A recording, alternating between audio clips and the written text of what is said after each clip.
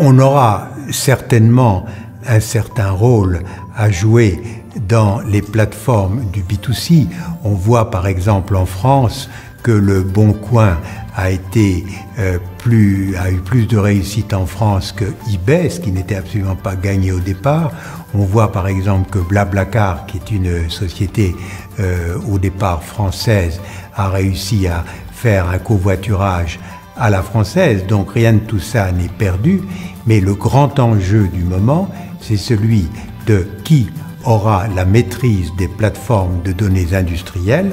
Nous savons que les États-Unis sont extrêmement actifs sur le sujet avec ce qu'ils appellent Industrial Internet, et l'Europe s'est organisée, et l'axe franco-allemand est essentiel pour ça, pour être présent dans ces plateformes de données industrielles. Atos et Siemens travaillent maintenant depuis 5 ans sur ce sujet.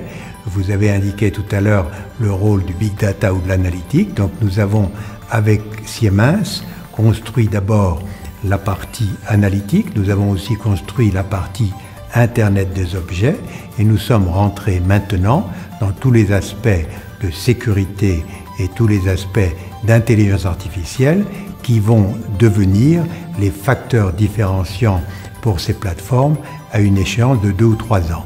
L'objectif, c'est qu'en 2020, nous ayons des plateformes de données industrielles d'origine européenne avec des données qui soient, et vous le rappeliez, stockées et processées en Europe, faute de quoi elles pourront être utilisées par d'autres sans le consentement des industriels européens, de façon à ne pas rater le rendez-vous du B2B, comme nous avons en quelque sorte un peu raté celui des plateformes du B2C.